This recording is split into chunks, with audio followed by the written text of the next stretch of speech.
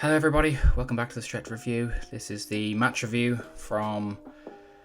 we're back to reality, guys. Match review for Man United versus Fulham.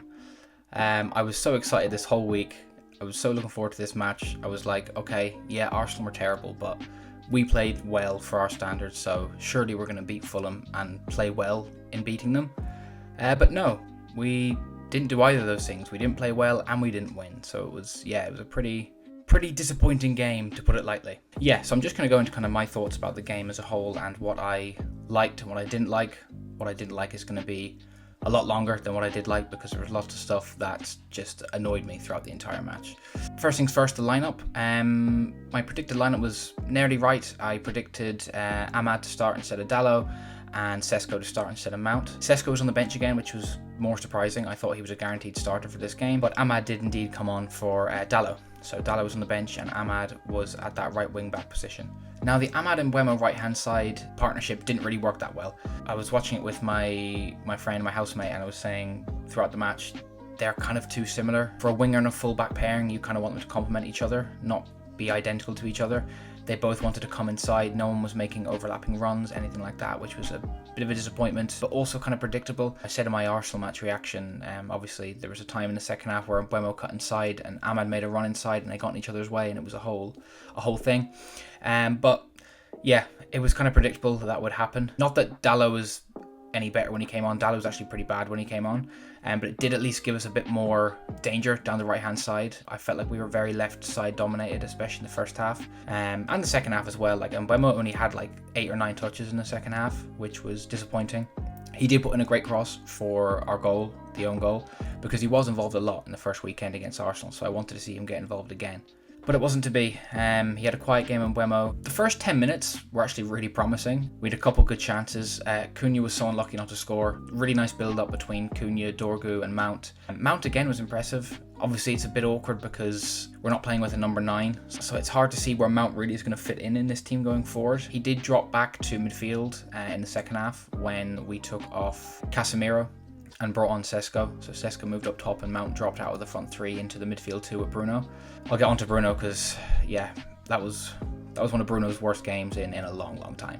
So as I was saying, the first 10 minutes, Cunha hit the post. Then he also had an amazing shot saved by Leno. It was a really nice touch and shot by Endir, who I will also get on to, don't worry. Hit a long ball over the top. Cunha took it down on his right foot, hit it with his left foot. You could see from one of the angles it was going to nestle right into the corner, but unfortunately Leno got a hand to it. But apart from that, they were our only really clear-cut chances in the entire game, which was so disappointing because we started so well and we looked so sharp. And Fulham just kind of gradually got back into the game. They pushed us back. We didn't have much of a press either. I don't think we had a successful press in the entire game. In fairness to Fulham, they did stretch the pitch quite well, so their centre-backs were far apart. Sanderberg especially was dropping in and picking up positions that was awkward for Casemiro and Bruno to push up on him, which is another thing that I find awkward with the two-man midfield. I find it makes pressing, it makes it difficult because when Bruno and Casemiro push up, they're leaving so much space behind them. There's not someone who can just sit there.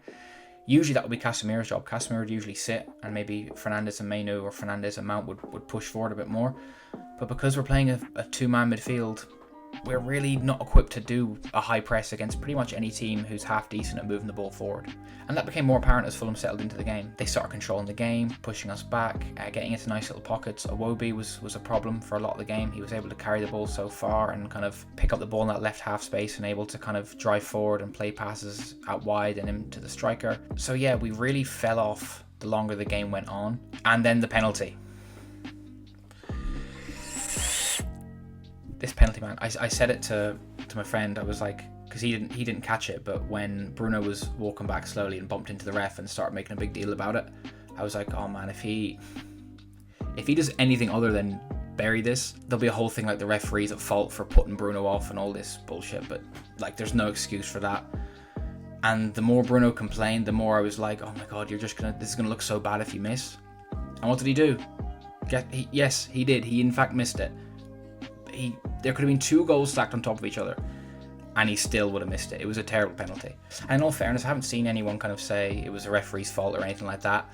But Bruno, when he came back out for the second half, he was still moaning to the ref and stuff. It might have been about something else, but to me, it looked like it was about the penalty anyway. But yeah, when we missed that, I was like, we should have been 2-3-0 up. On another day, that Cunha shot goes on the inside of the post rather than the outside. The Bruno penalty, of course, was a huge chance to go ahead, and also Cunha's shot that the keeper saved 9 times out of 10 that ends up in the back of the net as well. But we didn't take those chances, and we went into the break at 0-0. Another thing I noticed in the first half, which everybody noticed because it was the most nerve-wracking thing in the world, every single time that Fulham got a corner, it was like that climax scene of a horror movie where it was just building up, building up, building up, and then bang, the jump scare. A Fulham corner, an in-swinger. Yeah, it was terrifying. And I think there was 4, maybe even 5 in-swinging corners that Bayındır completely flapped at, and Fulham should have scored 2 or 3 from corners. It was ridiculous. And what surprised me actually was in the second half, Fulham kind of were taking a lot of out-swinging corners, which I thought was very surprising because we generally dealt with the out-swinging corners quite well because our defenders were defending well enough. But as soon as in-swingers were being taken, that's when our problems really started. The funny thing was, apart from set pieces, Bayındır was actually okay. He made a really important one-on-one save in the first half. Decent distribution. I mean, he played a great pass to Cunha. He actually created the only big chance in the game for us from that long ball to Cunha, which is just... yeah, that's just ridiculous. The shot-stopping side of it wasn't that bad from Bayındır, but the commanding of the 6-yard box in the penalty area, I've never seen a more incompetent goalkeeper at commanding his box in Bayındır. It's actually crazy. How on every in-swinging corner, every single in-swinging corner, he looked incompetent. It was ridiculous. I've never seen anything like it.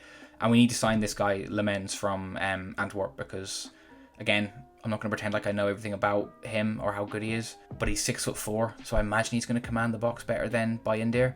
And another thing as well is when your goalkeeper is doing that kind of stuff, it strikes fear into our own defenders. There's no confidence, everyone's on edge. You want a goalkeeper that you can trust. It's the most important thing for a defender is to trust their goalkeeper. And none of our defenders trust any of our goalkeepers at the club right now, so that's why we need to move for Lemens as quick as possible before the window closes. The second half kind of reminded me a bit of the Arsenal game last week in the sense that I think we were better in the first half than the second half. The second half was really poor. Really, really, really poor. The first half I wasn't too unhappy with. I was unhappy with how we defended on corners, how we didn't take our chances, the Bruno penalty of course.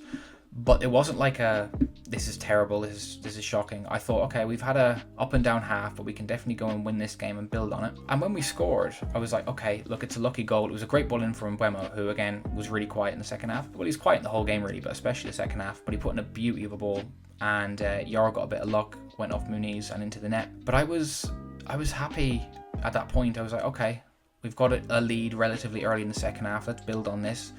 Let's not sit back, let's move forward, go for the second and third goal and kill this game off. And I thought that's what we were going to do, especially when we brought on Sesko. So yeah, when Sesko came on, I was like, yeah, we've got a number 9 up front. We're in a bit more of a conventional system. You can clearly see players playing in their comfortable positions on paper anyway. Mount dropping back with Bruno and taking Casemiro off, in my head was a smart choice because Mount can just cover ground much better than Casemiro can. So we have 2 hard-working, robust midfielders in Bruno and Mount going up and down. Again, not the most tactically disciplined defensively, which turned out to be a problem because Fulham again pinned us back for the last 20-25 minutes. But I was excited because we could see our front 3, but we didn't really get to see them at all. Sesko barely did anything. I think Sesko came on around the 60th or 65th minute, but he didn't get involved at all. I think he had one little nice pass to Bruno in a tight space before Bruno got fouled. But apart from that, he didn't do anything. Cunha was very quiet second half as well. He was one of our bright sparks in the first half. Second half, he kind of faded away. Dorgu, a bit like the whole team, he was decent first half. Second half, he was making stupid fouls. Decision making wasn't there. I also noticed a real lack of urgency. When it was 1-1 with kind of 15-20 minutes to go, we were kind of playing like we were 1-0 up and just slowing the clock down. There was no intensity or urgency. We looked knackered. We looked so tired and we didn't have any ideas, which is worrying. You know, second game of the season and they look that leggy. I don't know, man. Amram has a lot to answer for and to improve in these next few weeks. I said in my preview of the game that this was a must win. Next week against Burnley is 100% a must win. We've had a loss and a draw. Realistically, we probably should be on 4 points by now. I think we did enough to get a draw against Arsenal for how bad Arsenal were, and we definitely should have beaten Fulham yesterday, man. And when I say we definitely should have bet Fulham, I don't mean that we deserve to beat Fulham because we didn't. Fulham were the better team across the 90 minutes, I think. It was kind of 50-50, maybe 60-40 United in the first half, but the second half it was like 80-20 Fulham. Like, after our goal, we did not do anything else. I don't remember a single shot. I just remember Dallo getting in a good few positions to do a cutback and stuff like that.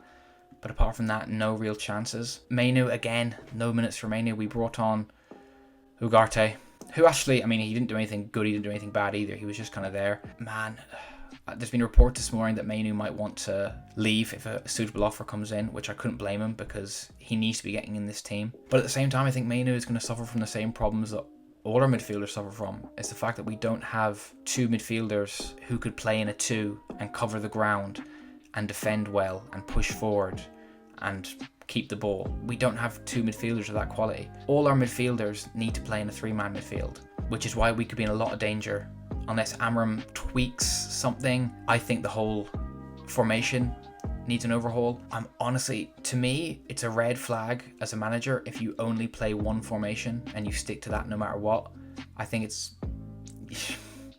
You're managing Manchester United. Like, you need to be able to implement different systems and ideas and get your message across to players, and also be able to move your pride to the side and say, I've built my reputation off the system, which he did at Sporting, to be fair. He fully built his reputation off the 3-4-3. But when something's not working, you need to change it.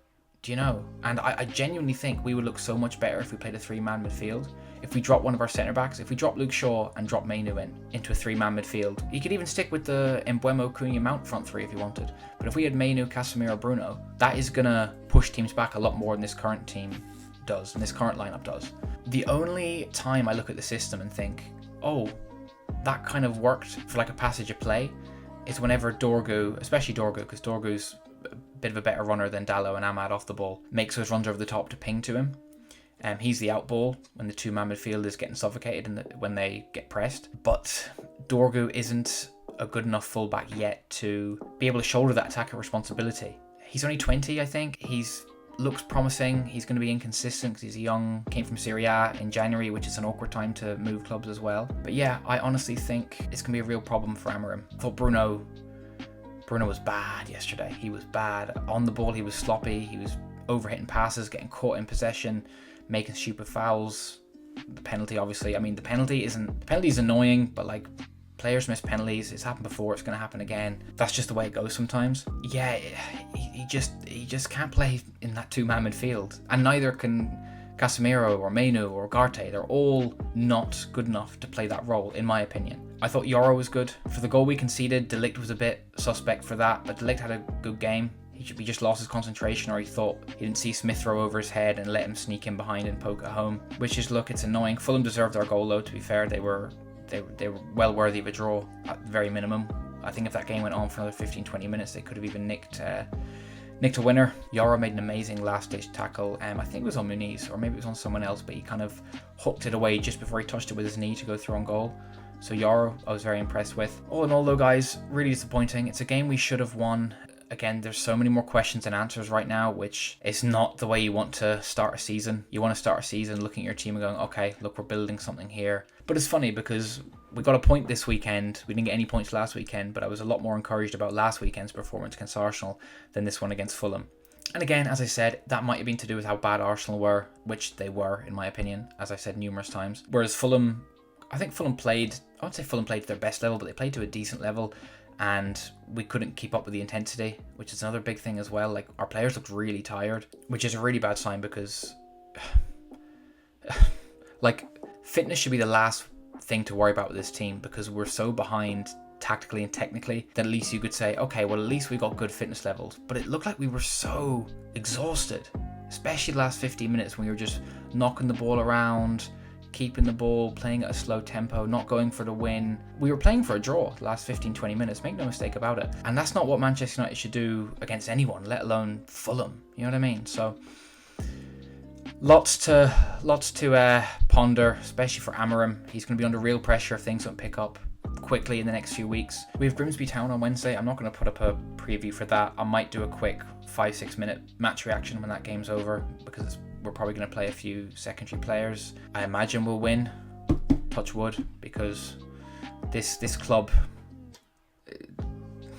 nothing is predictable with this football club. So I really don't want to jinx that game on Wednesday either. Disappointing game, disappointing results, and even more so a disappointing performance. Great first 10 minutes, acceptable first half, diabolical second half. Yeah, we got a long way to go. I think that kind of positivity that was in me after the Arsenal game, despite losing, has been kind of punctured a little bit, just because I really did expect us to win this game. But look, this is Manchester United. Nothing surprised me with this club anymore. It's been this roller coaster for the last 10 years. It looks like it's going to continue. Hopefully we can make some changes tactically, personnel wise as well. Maybe get a midfielder through the door, although I'm not sure how viable that is with only, a week or so left of the window. I think we'll definitely get that goalkeeper, but the midfielder one might be something we have to wait until next summer for, which shouldn't be the case, but I think that's the way it's going to be, unfortunately. So yeah, next Saturday, 3 p.m, after the Grimsby game, we have Burnley at home. Now, again, as I said before, that really is a must-win. If Amram doesn't win that, if he even draws that game, the pressure is already going to be huge. The pressure is huge on him already, but it's going to be even more amplified if we don't win that game. Yeah, I'll be uploading a preview to that. I might actually do like a Grimsby review and a Burnley preview just in one video and upload it together, because the Grimsby review will probably only be a few minutes long, unless we get knocked out or something. Then it might be an hour long rant if we get knocked out by Grimsby on Wednesday. But no, look, shit result, shit performance. We got to move on. Amram's got to find something in this team. I think he has to start Mainu on Saturday. I hope he does. I hope he's not stubborn, but I kind of think Amram is stubborn, because he is really, really banking on this formation working when it clearly isn't working. Burnley, Old Trafford, next Saturday, 3 p.m. kickoff. I will be uploading my preview for that probably Thursday or Friday night, with my team prediction, tweaks, changes, all that kind of stuff. The team I want to see put out for that game. So yeah, that's my match review for Manchester United Fulham. I think it's going to be a long season, guys. It's going to be a long, long season. But yeah, thanks everyone for watching. Really appreciate it. Let's just try and put Manchester United in the back of our minds for the next few days. Enjoy the week, and hopefully they finally bless us with some good football and a win on Saturday against Burnley. Thanks very much for watching, guys.